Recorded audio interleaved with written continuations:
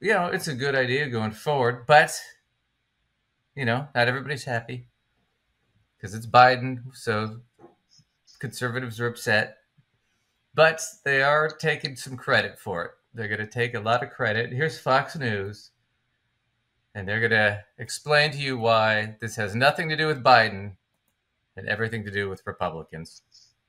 I can tell this is already going to make me crazy. Biden continues to tout a resilient American economy and labor market. He may have Republican-led states to thank for both, with an earnings surge in right-leaning states helping to compensate for sluggish growth in progressive states. New federal data shows earnings nationwide rose 5.4% on average between the first quarters of 2022 and 2023, but much less in blue states like New York, California, and Connecticut compared to Republican-led states like North Dakota, Texas, and Florida. So what accounts for the difference? We're back with Dan Henninger, Kim Strassel, and Mary Anastasia. Well, let's see what they say accounts for the difference. But they're basically saying Biden doesn't get credit. Listen, I've got my own theory on what it accounts for, but we'll let them tell us about what I am going to pre-anticipate it is going to be nonsense, and then I'll give you my take. Right. Well, then we'll look at what actually is happening. Yeah. But I think this is hilarious. They're so bitter. They got to find some way to take credit. What is behind these very stark differences? Surprising. Yeah, they are surprising, Paul. And I might add that the national number could be a lot higher if it weren't for states like New York and California dragging down the average. And for no apparent reason other than high taxes and regulation, which is causing human and capital flight from these states. Migration out of those states to the others. Yes, and they take their money with them when they go, by the way. And another thing that we have to keep in mind. That's just inaccurate. Because California is actually seeing now an insurgence of people back in. Right? So that's not true. The other thing about it is a lot of what drove people out was the pandemic. Well, the pandemic, so people were able to work from home. Correct. So a lot of people just left the city. I don't have to live in the city anymore. Why am I spending all this money? Right. And some people, my state of residence is New York, and many people left the city, and some went to neighboring states, but some didn't leave the state. They went upstate a ways because they no longer needed to work in the city, but people shuffled around, and I imagine many cities in California had that experience too. Yeah, that and, real estate prices went up and whatnot, especially after the pandemic. There was a big boom on that, and I don't know if it's leveling out or what's going on. We can look at that next week, but there's a lot of speculation around what's going on. But also the high regulation and stuff, they've had those regulations and everything for decades. Now, all of a sudden, it's what's stifling them. It's kind of I don't know where she's getting this analysis from. I don't even know who she is. She could be anybody. Let's see. This is just such a bad website that they have. Well, I don't know what the hell happened there. I don't know what that is. Yeah, now they're at a brawl in Vegas. Gosh. Yeah, their website is just terrible. Well, we can skip the rest of that because there's not much more that they can say that's of any interest. Okay, well, let's just take a look at that map for a second. Can we pull that back up? No, because it keeps fucking shutting off. Comcast Business. It's not just possible; it's happening. Get started with fast speeds no, this and website advanced security for $49.99 a month for 12 months. Keeps reloading on me today to learn more. Here we go. This is it again. Another thing that we have to keep in mind is. Well, we finally got it back. Okay, well, I'll cut some of that and we'll just start from here. All right. 3, top 2, marginal 1. tax rates, because I think those are very important. I mean, if you live in New York City, your top marginal tax rate is now around 52%. all in, federal, state, and city. Why put up with that when you don't have to? You can live somewhere else, and you can keep a small apartment in New York and come 3 days a week and not pay those kinds of taxes. But the problem for the But you're talking about an incredibly wealthy person if they're paying the top marginal tax rate. Okay, and I have to tell you, I don't know a lot of people that can afford to just keep a small apartment in New York, right, while their home is somewhere else, and just come in 3 days a week. I'm not saying they don't exist, and I'm not saying there aren't people in my income bracket and below that haven't managed to finagle things like that, but she's speaking about it as if the average person, average middle-class person, can just have these apartments strewn about. They own their place upstate, and they got their apartment in the city. Yeah. Well, I do know a handful of people who have that. But come on. Yeah, who's she really talking about here? Let's listen to the rest of it. Middle class is that those are the people who create jobs. And so when you have a lot of capital flight in the high earners, you end up having capital flight and human flight in the middle class as well. Kim, well, that is, I think, is an interesting point. Okay. Because she's almost got it. And then she trips over her own dick, which is this. Yes, you have to have capital to start new businesses. So you have to have an influx of capital if you want to see growth, generally. And that either means from people spending more money or people investing money, right? That's true. And if she's saying, well, all the rich people are leaving, that doesn't mean they're not still investing. I could still invest in a business and not live there. Right. Right? So it's kind of a stupid argument, but it does lead to kind of the bigger issue, which is, okay, why are the red states hiring? Their earnings are going up, but they're also hiring faster. And what we found out from this, and this is just a Washington Post article, is red states tend to be more based on things like, let's see if I can find it here. So they talk about the hiring and the quitting, blah, blah, blah. Okay, here are some plausible explanations in this case. Many of the fastest hiring states, Alaska, Wyoming, Montana, Kentucky, have unusually low tax rates and lean on extractive industries such as mining or petroleum. Right? Absolutely. We were talking about that before, and quite frankly, those states they had highlighted on their map, North Dakota being one of them. I grew up in North Dakota, and I still have family there. And what I can tell you, most of the economy there is the oil industry and the farming industry. And in the oil industry, when they're being able to pull a lot of oil, tons of jobs are created. Everybody's flocking to there. The economy overall is booming. They're opening new hotels, new restaurants, all these new housing communities to house these workers, right? But then sometimes the work goes away and everyone disappears again, and then the economy drops. So it's also cyclical, and you have to look at where you're at in that cycle too. Right, which is what the article says right here. Certain unspoken workers in those places often tell reporters that regulation-happy Democrats in Washington are stifling business. And they probably are right, and those, they may be right. But when the boom goes bust and the environmental bill comes due, hiring a payoff and soar as the gas industry expands. So yes. It only works while there's oil to drill. That is exactly what I'm talking about. Literally, my hometown was this very, very tiny little town. The oil boom happened. There wasn't enough housing. They started building hotels. They started increasing all of this housing, opening all of these restaurants. They went from like a one hotel town to like 3 or 4 hotels.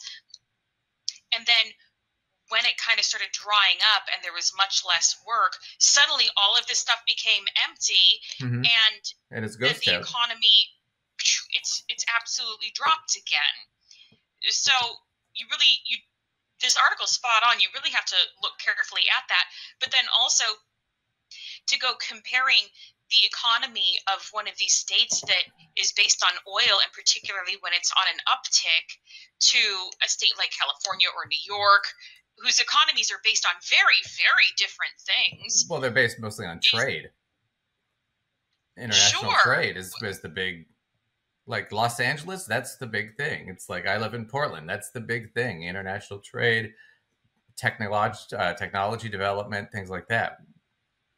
We're not, Absolutely. we're not doing a shit ton of drilling.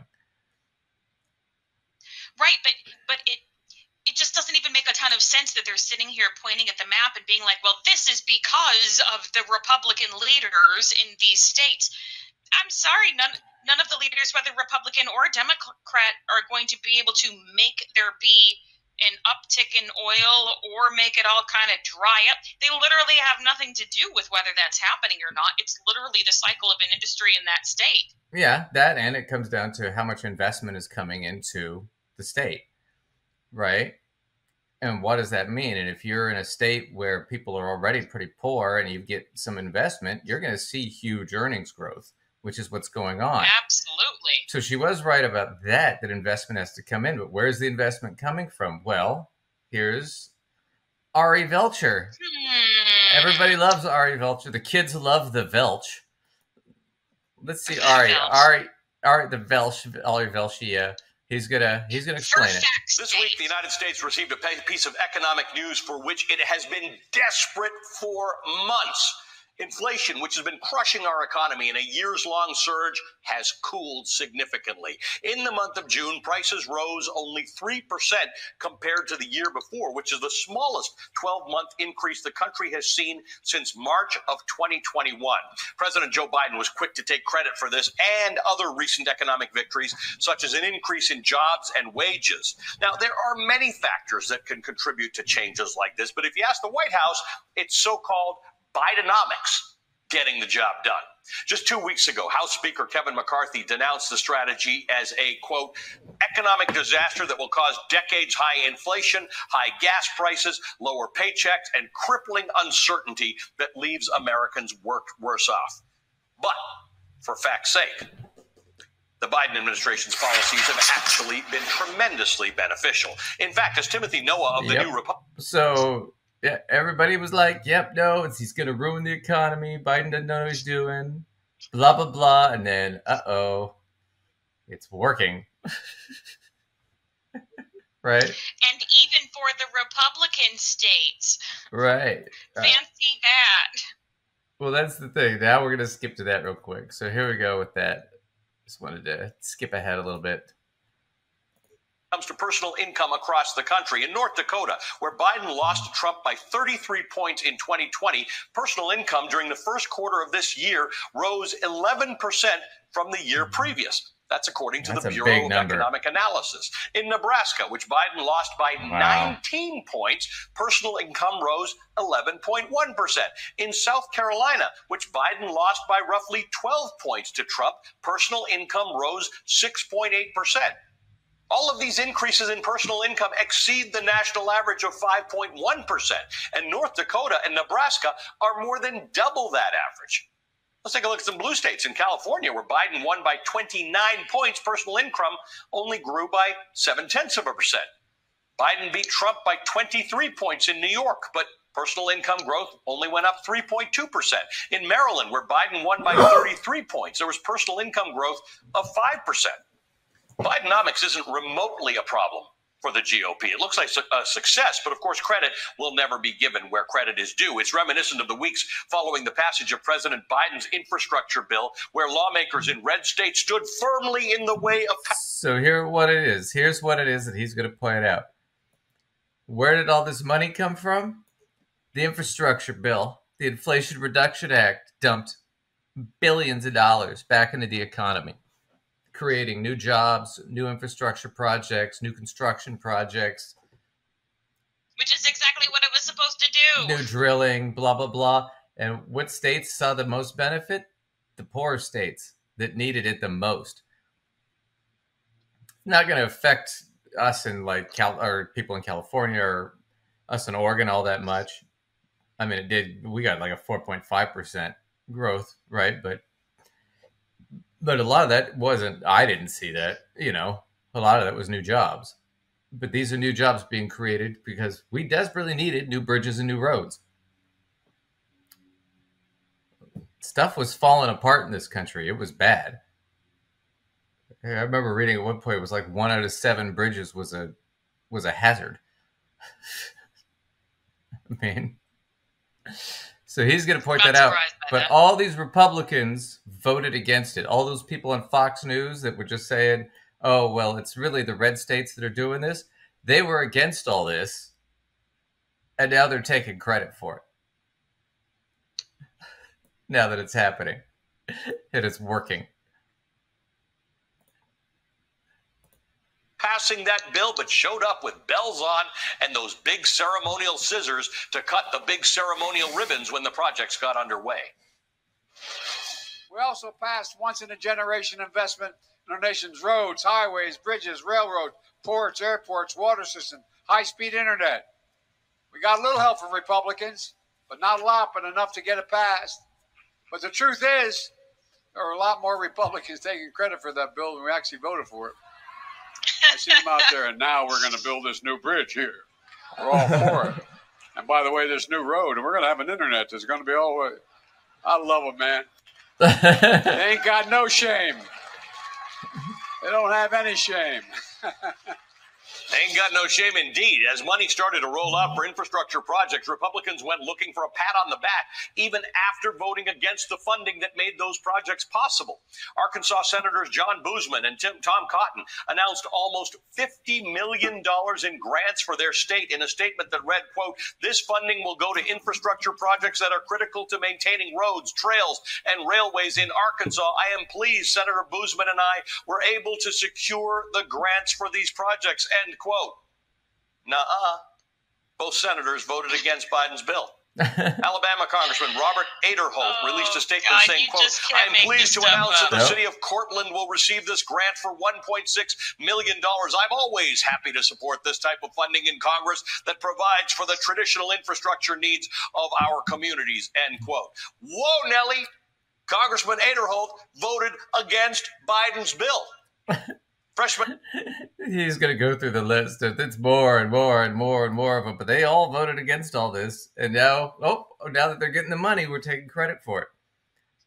You know, it's the same thing. It was when they passed the PPACA, the Obamacare, right?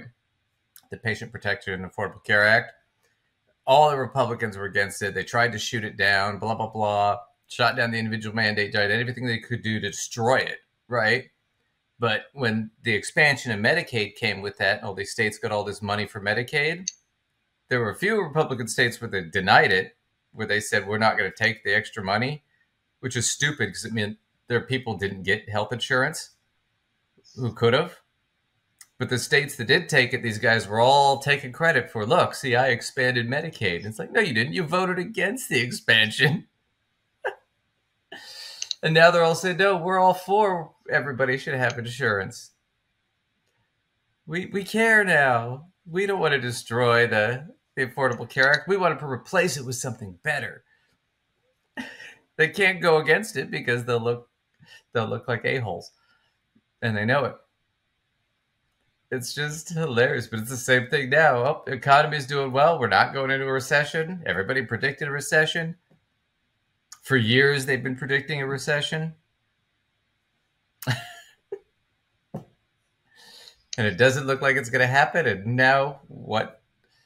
Oh, well, we were for this the whole time. No, you weren't. Right? Like, whatever. Stop making this stupid crap up. Yeah, you voted against it. Oh, man. Well, let's, anyway, so that was the whole thing, is things are going well. I mean, it's always fun to report that. Though. I feel like they sort of have to toe the line in this sort of interesting way that's actually pretty sketchy. But we vote against this thing. It goes through anything. It does something wonderful for our state. So we now can't really pretend it didn't do a wonderful thing for our state. So the only thing we're really left with is to somehow zoom in, be super excited about all the wonderful things that are happening while we are in office, and just try to diminish and ignore the fact that it came from something else. Right. You know? Well, it's the same thing as we all supported getting rid of Roe v. Wade, but now that that's unpopular, we weren't supportive of that. Right. Oh, that was the other guy. That was somebody else. Right. That wasn't me. Let's not.